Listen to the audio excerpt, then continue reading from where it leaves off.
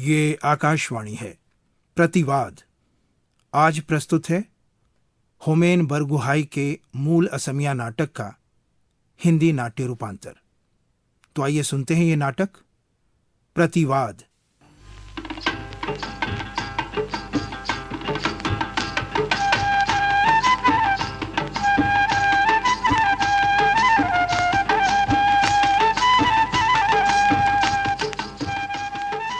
Two diamonds. Two spades. No bid. Two no trumps. No bid. No bid. ओफो, इस वक्त मरने कौन आया है यार? तो चैन से ब्रिज भी नहीं खेलने देते। चिट्ठी। वाह। क्यों गुलाब, कोई खुशखबरी है क्या? मुंह जो हंसी से भर आया। भाई जरूरी किसी गर्लफ्रेंड की चिट्ठी होगी। तेरा मुंह देखकर ही समझ गया था। अच्छी खबर वाली चिट्ठी क्या प्रेमिका की ही हो सकती? MBBS पास कर आज 6 महीनों से घर में मक्खियां मार रहा हूं। ऐसे आदमी के लिए क्या प्रेमिका के अलावा दूसरों से अच्छी खबर वाली चिट्ठी नहीं आ सकती? समझ गया। जरूरी अपॉइंटमेंट लेटर है तेरी नौकरी का। कहाँ हुई तेरी पोस्टिंग? बाघमारा। बाघमारा? बाप रे बाप, जिंदगी में ऐसी जगह का नाम सुना ही नहीं। अरे कहाँ है तेरा बाघमारा? तेरा प्रश्न है बाघमारा क्या है, कहां है और किस लिए प्रख्यात है। तो सुन, बाघमारा क्या है इसके जवाब में मैं कहूंगा बाघमारा एक जगह है। कहां है इसके जवाब में मैं कहना चाहूंगा कि यह जरूरी असम प्रदेश में कहीं होगी। डॉक्टर गुलाब चंद्र हजारिका MBBS को असम प्रदेश से बाहर पोस्टिंग करने के लिए महामान्य असम सरकार का कोई अख्तियार नहीं। और क्यों मशहूर है? जरूरी वहां एक अस्पताल है जहां शायद बहुत वर्षों से डॉक्टर नहीं है, और अब डॉक्टर गुलाब हजारिका के पदार्पण से धन्य होने के लिए आकुल आग्रह के साथ इंतजार कर रहा है। किंतु वहां डॉक्टर ना होने की बात तुझे कैसे मालूम? अगर अपॉइंटमेंट लेटर पढ़ना जानते हो ना तो लो पढ़ लो। ये नीचे क्या लिखा है देखना।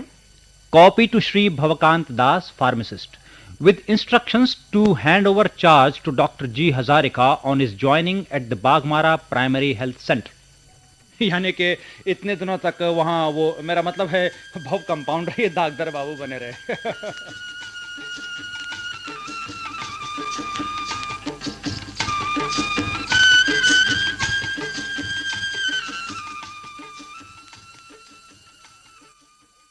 अजी कंपाउंडर बाबू, अरे जल्दी जल्दी क्यों भागे आ रहे हो? आपका मुंह देखकर तो ऐसे लगता है कि कोई दुर्घटना हो गई है। आखिर हुआ क्या है? अरे दुर्घटना ही समझ लीजिए नरेश बाबू। हाँ?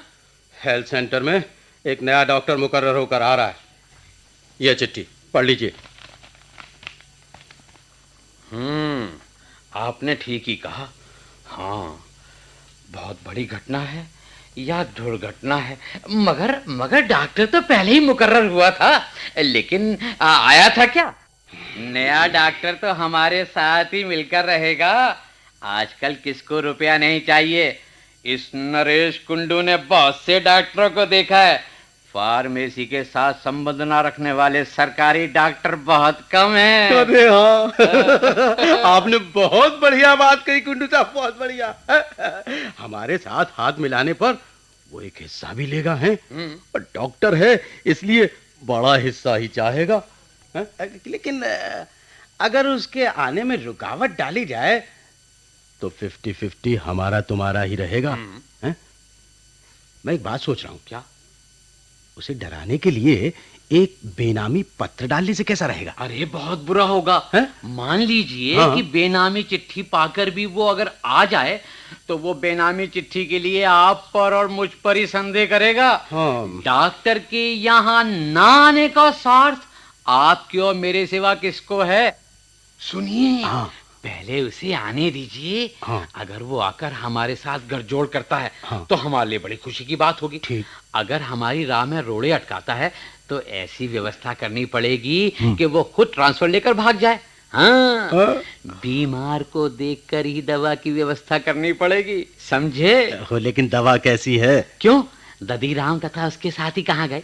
अरे उन्हें 2 बोतल पिलाकर शिकारी कुत्ते की तरह उनके पीछे लगाने के लिए कह दूंगा। तब डॉक्टर क्या, डॉक्टर का बाप भी यहाँ से भाग जाएगा। चौधरी ओवरसियर को कैसे भगाया था आपको याद नहीं है क्या? अरे भाई, शाम हो रही है, थोड़ी सी पी लीजिए। हाँ, दीजिए दीजिए, थोड़ा सा दीजिए। डॉक्टर आने की खबर पाते ही मन बैठ गया था।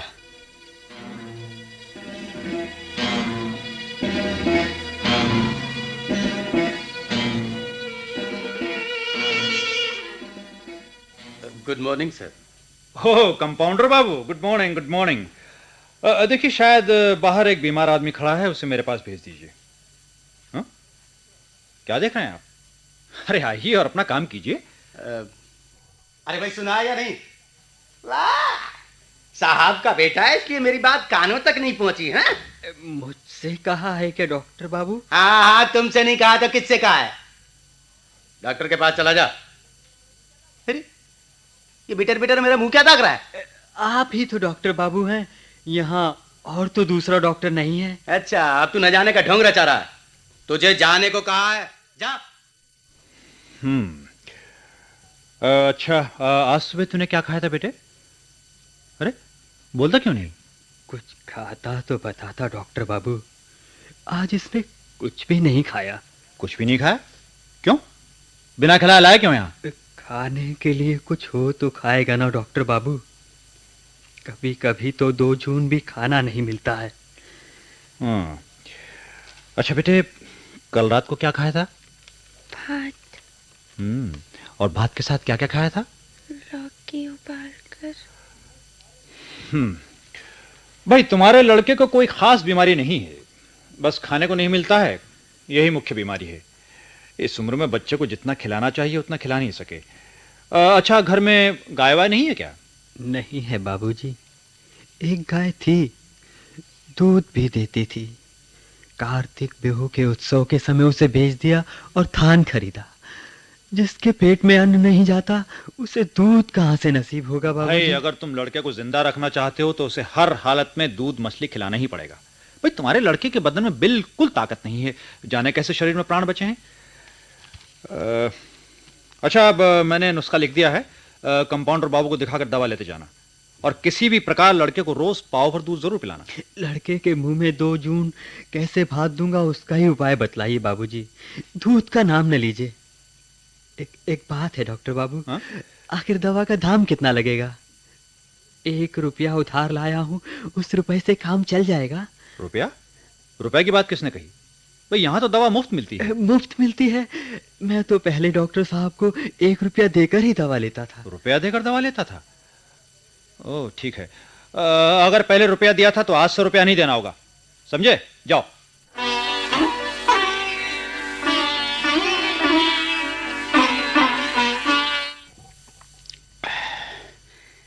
ये शराब कहाँ से लाए कुंडू साहब? एकदम पानी जैसी है। शराब के नाम पर पानी जो मिला, यही सौभाग्य की बात समझिए कंपाउंडर साहब। कुछ दिनों के बाद ये भी नहीं मिलेगा। आज आपके धर्मराज युधिष्ठिर डॉक्टर ने कैसा कांड किया है, आपको मालूम है या नहीं? कांड? हाँ। आज? हाँ। कैसा कांड किया है? अरे, उसे बताने के लिए तो आपको बुलाया है। शाम को मैं फार्मेसी में अकेला बैठा था, इतने में डॉक्टर फार्मेसी में आदम का। आइए आइए सर, आज मेरा बहुत ही सौभाग्य है सर। सौभाग्य दुर्भाग्य ये आपको पहले कैसे मालूम? जी, अपनी राय बाद में ही दीजिए कुंडू जी। ओहो, आप इस प्रकार क्यों कहते हैं सर? बैठिए सर, बैठिए। अरे तपोन, ए तपोन, आप कौन सी सिगरेट पीते हैं सर? सिगरेट छोड़िए जी। नरेश बाबू जी। इधर आइए। जी। इस बोतल पर ये क्या लिखा है?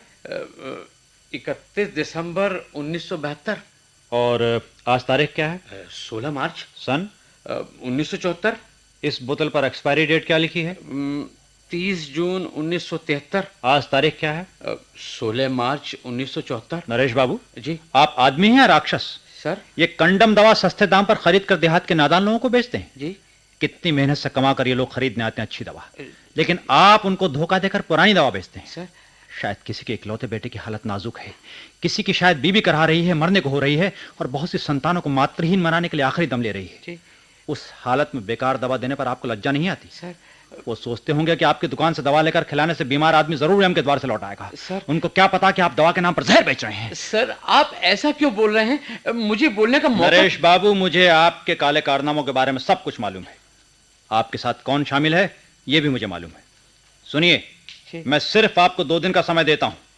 इन 2 दिनों के भीतर सभी कंडम दवाएं मेरे सामने आपको नष्ट करनी पड़ेंगी, नहीं तो आपका लाइसेंस कैंसिल करने के लिए और फार्मेसी में ताला बंद करने के लिए मुझे कोशिश करनी पड़ेगी। समझे ना, इसीलिए तो कहा था ज्वाइन करने से पहले ही कुछ करो। तब तो आपने मेरी बात सुनी नहीं। अब आप क्या करना चाहते हैं? मथुरा को बुलाया है, शायद वही आ रहा है। कौन? मथुरा। अरे आओ आओ, अरे भीतर आओ आओ, अरे आओ बैठो।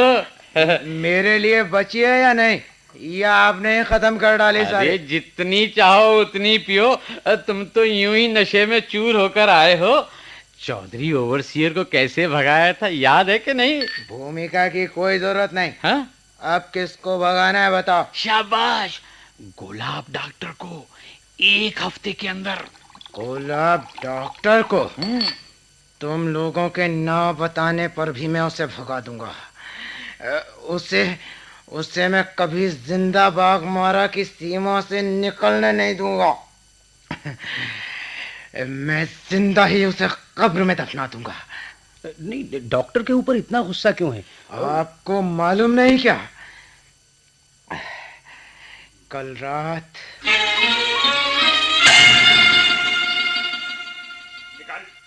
निकाल पैसे। मैंने कहा नहीं दूंगा, नहीं दूंगा। खेल में बेईमानी करोगे और पैसा मांगोगे। बिना पैसे देकर कैसे भाग जाएगा? नहीं, जान ले लूंगा। अरे अरे क्या हो रहा है यहाँ? छी छी छी छी छी, तुम लोग आदमी हो जानवर? दांतों और नाखूनों से एक दूसरे पर हमला कर रहे हो। नहीं, घरों में खाने के लिए नहीं है, तुम्हारे सामने ही माँ बाप भाई बहन भूखे हैं और तुम लोग शराब पी रहे हो। इस रास्ते में इस तरह शोरगुल मचाते लज्जा नहीं आती? इस दुनिया में तुम्हारे अलावा कोई आदमी नहीं है क्या? ये क्यों बहादुरी दिखाने आया है? एक घूंसे में काम तमाम कर दूं क्या? तुम्हारे कारण रास्ते में शाम को आदमी गुजर नहीं सकते, घर में 2 आदमी बैठकर चैन से बातें नहीं कर सकते। इस ड्राई एरिया में तुम्हें कहां से शराब मिली? ओह, शराब के अड्डे में खुद एक्साइज इंस्पेक्टर मौजूद हैं। तब को और क्या चाहिए? तुम्हारे खिलाफ कोई भी डर के मारे कुछ नहीं बोलता है, इसलिए तुम्हारी हिम्मत बढ़ गई। लेकिन मैं कभी अन्याय बर्दाश्त नहीं कर सकता हूं। मैं जुए के अड्डे का नामो निशान मिटा दूंगा और शराब पीने की आदत भी छोड़ा दूंगा।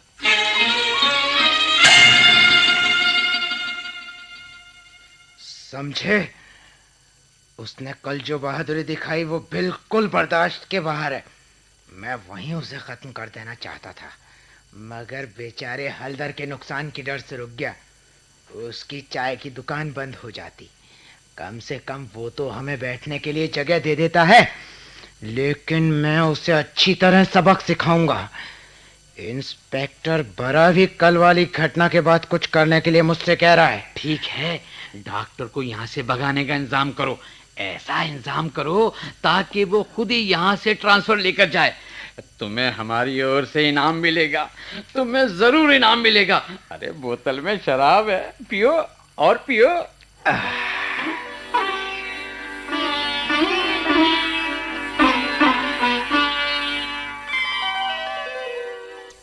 सर, आपको खोजते एक लड़की आई है।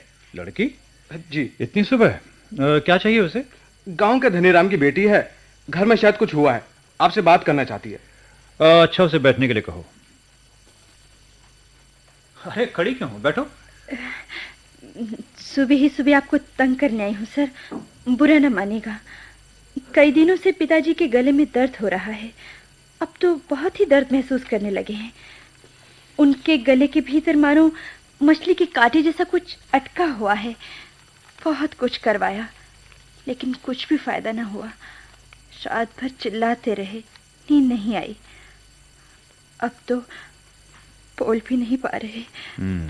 सर, एक बार चलिए ना हमारे घर, एक बार तो देख लीजिए। हाँ, चलता हूँ, तुम बैठो जरा। अच्छा, तुम्हारे घर में और कौन कौन है? पिताजी के अलावा 2 बहनें और एक भाई है।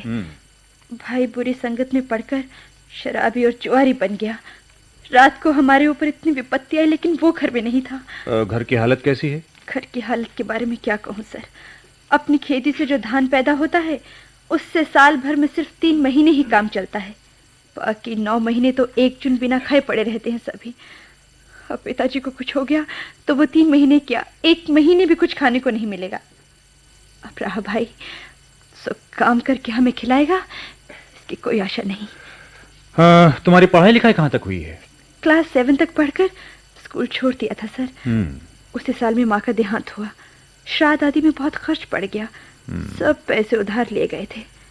पढ़ने के लिए कोई उपाय नहीं रहा था सर। अच्छा, तुम थोड़ी देर के लिए बैठो, मैं तैयार होकर आता हूँ।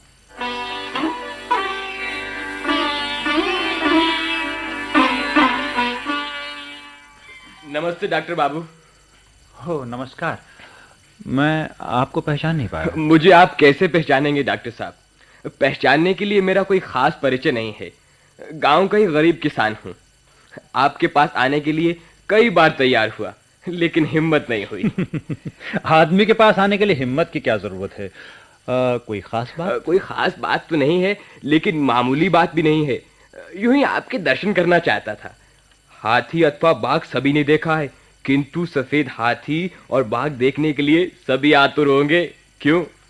आपकी बात तथा काम का विवरण सुनकर ऐसा लगता है कि आप सफेद बाघ हैं। इसीलिए आपको सलाम करने के लिए चला आया। आप तो बहुत मजे की बात करते हैं। आपकी बात समझना भी कठिन है। अच्छा, मैं किस प्रकार सफेद बाघ बन गया? मेरी बात आप ठीक समझ रहे हैं।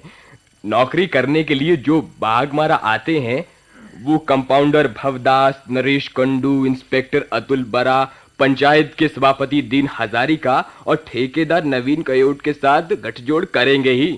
ताकतवर को नमस्कार करना इस संसार का धर्म है डॉक्टर बाबू। हमारे यहाँ के यही राजा हैं। उनके साथ मिलजुल कर रहने से आपको रुपया मिलेगा, शराब मिलेगी, यहाँ तक कि मन का चैन भी मिलेगा। उनका विरोध करने पर 6 महीने के भीतर ही जगह छोड़नी पड़ेगी। या तो आपकी बदली हो जाएगी, नहीं तो तकलीफें झेलनी पड़ेंगी। आपने आसान मार्ग छोड़कर कठिन मार्ग अपना लिया है। आग से खेल रहे हैं। बाघों के बीच आप सफेद बाघ नहीं तो और क्या है? खैर, छोड़िए इन बातों को। आप तो अभी अभी हेमलता के घर से आ रहे हैं ना? उनके घर कुछ हुआ है? हाँ, वो लड़के के पिताजी बीमार हैं। बहुत दुख की बात है। तो क्या हुआ? लड़की को तो मैंने कुछ नहीं बताया, क्योंकि बताने से उसकी चिंता बढ़ जाती और फायदा भी नहीं है।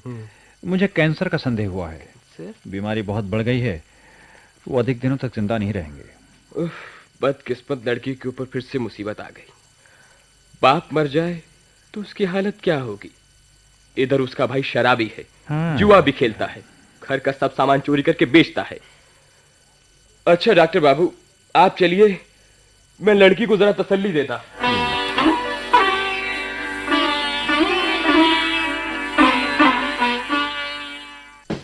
सर, सर, जरा उठिए तो। कौन है भाई? जरा बाहर आइए साहब, बहुत ही जरूरी काम है। तुम कौन हो भाई? इतनी रात गए कहां से आए हो? मैं दलीमारी गांव का आदमी हूं सर। यहाँ से 2 मील होगा। सर, आज सुबह से भाभी की प्रसव वेदना शुरू हुई है। सोचा था डॉक्टर के बिना ही काम चलेगा, लेकिन काम नहीं हुआ। अब 2 घंटे से वो बेहोश है सर। कृपया एक बार मेरे साथ चलिए। आपके ना जाने पर भाभी की जान चली जाएगी। ओहो, तुम तो बहुत ही बुरे समय में निकले हो भैया। तो 11 बजने वाले हैं। अच्छा ठहरो, तुम एक काम करो, वो कंपाउंडर बाबू को बुला कर लाओ। इतने में मैं तैयार होकर आता हूँ। ठीक है सर। चप्पल कहाँ गई? पैंट का। अच्छा, अरे क्यों, क्या हुआ? तुम तो अकेले हो। वो कंपाउंडर बाबू नहीं आए क्या? कंपाउंडर बाबू घर में नहीं है सर। शाम को कहीं निकल गए, अब तक नहीं लौटे। और कहाँ जाएंगे? जरूर ही कहीं शराब के नशे में चूर होंगे। अच्छा चलो, मैं अकेले ही जाऊंगा। तुम्हारे पास साइकिल है क्या? है सर, चलिए, मैं आपको फिर यहाँ पहुंचा दूंगा। आप बेफिक्र रहिए।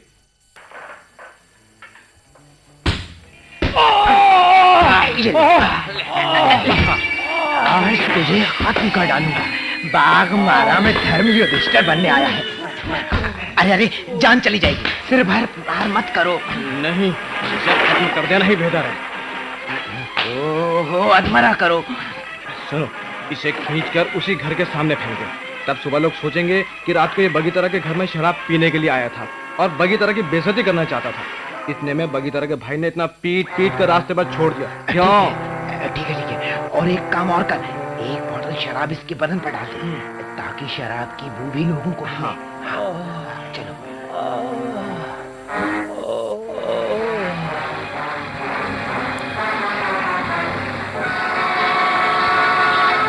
क्या कहा मथुरा? एक बार फिर बताओ। उस दिन वो बगीतरा के घर में शराब पीने गया था। वहीं उसे पीटा गया। अब अधमरे की तरह बिस्तर पर पड़ा है। फिर भी कमबख्त को शर्म नहीं आई। अच्छा, धनी राम की बेटी हेमलता को अपने घर में रखकर वो क्या कर रहा है, किसे मालूम। अरे गरीब मातृहीना लड़की ने उससे अपने पिता का इलाज करवाया है, उसके बदले में वो हेमलता का मालिक बनना चाहता है। क्या ये ठीक है? अपने गांव की लड़की की ऐसी बेइज्जती देखकर कौन खामोश बैठ सकता है? तो मैं क्या करूं? क्या करूं माने?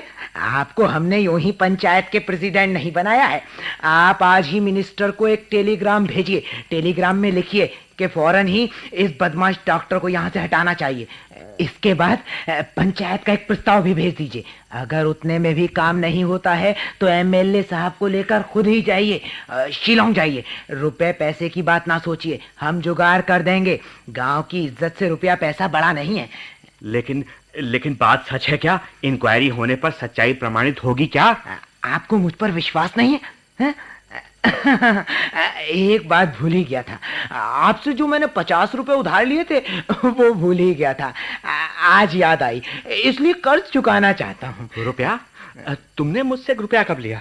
मुझे तो याद नहीं। लीजिए, आप भी अजीब आदमी हैं। रुपया कब लिया था वो आपको भी याद नहीं है और मुझे भी याद नहीं है। देने के लिए जो याद आई उसके लिए मुझे कम से कम धन्यवाद तो दे दीजिए। तुमने ठीक ही कहा, तुम्हें जो याद आई वही काफी है। दे दो। भगवान ने ठीक समय पर ही तुमसे रुपया मुझे दिलवाया है। रुपए की खास जरूरत थी। ये लीजिए। तो अब मैं चलता हूँ, लेकिन याद रखिए टेलीग्राम आज ही जाना चाहिए, समझे?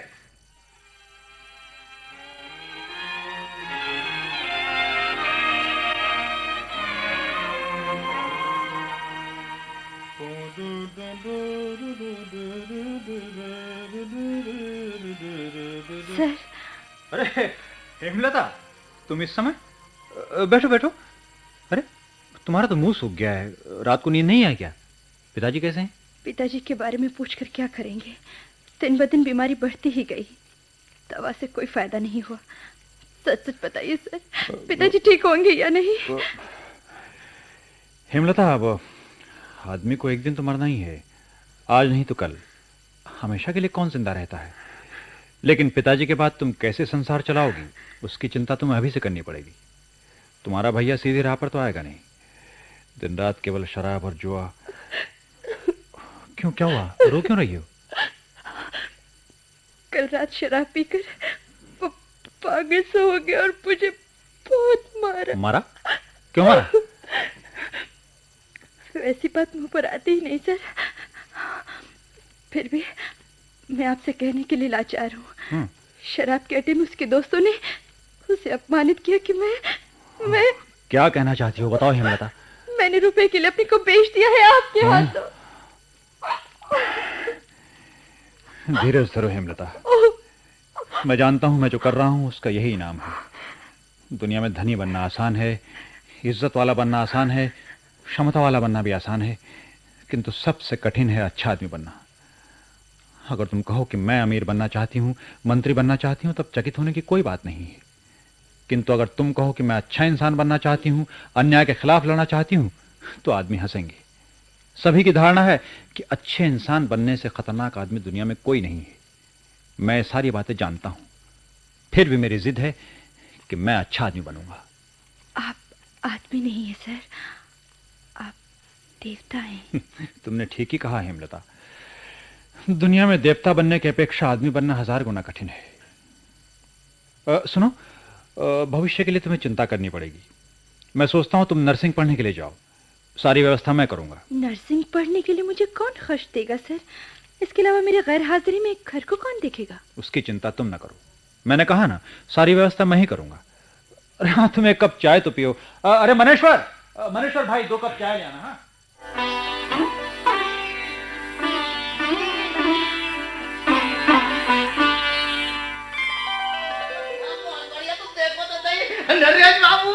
हाँ, नरेश बाबू, आप पर 100 रुपए जुर्माना है। अरे आपको क्या हो गया? हंसते हुए रास्ते में इस तरह क्यों चिल्ला रहे हो? नहीं, आप पर 100 रुपए जुर्माना है। हाँ, डॉक्टर के तबादले का हुक्म हो गया। हे भगवान, तुम जरूर हो। अरे जरूर खाना खिलाऊंगा। लीजिए अरे ये 50 रुपए लीजिए, एक बकरा खरीदने का इंतजाम कीजिए। अरे बाकी सारे सामान की मैं जुगाड़ करूंगा। अरे तपोन, अरे एक पैकेट सिगरेट लाओ।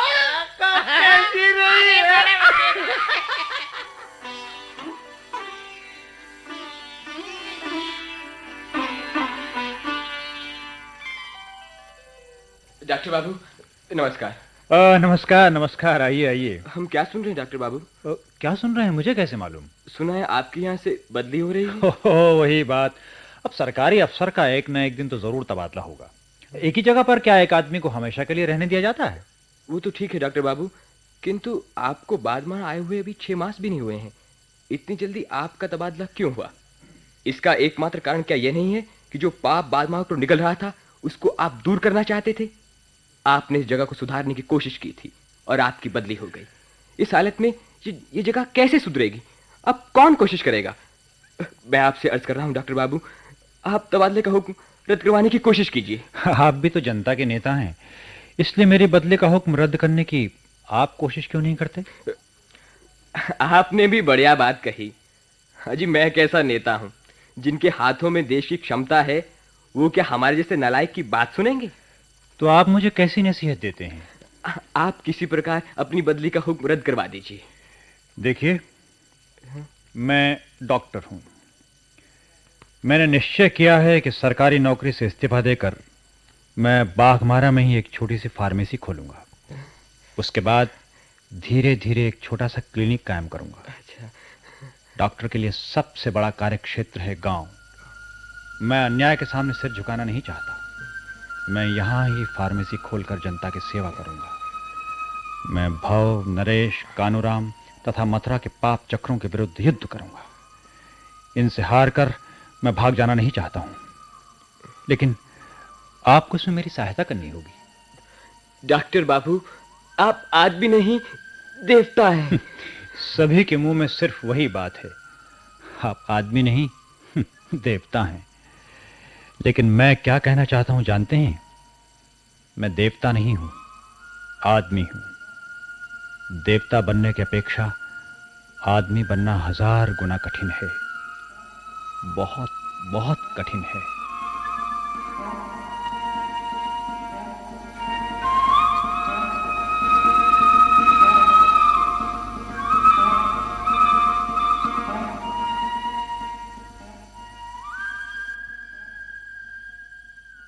प्रतिवाद। अभी आप होमेन बरगुहाई के मूल असमिया नाटक का हिंदी नाट्य रूपांतर सुन रहे थे। रूपांतरकार थे तरुण आजाद डेका। नाटक के निर्देशक थे दीनानाथ और सहायक कृष्ण कुमार नरूला और सुदर्शन कुमार।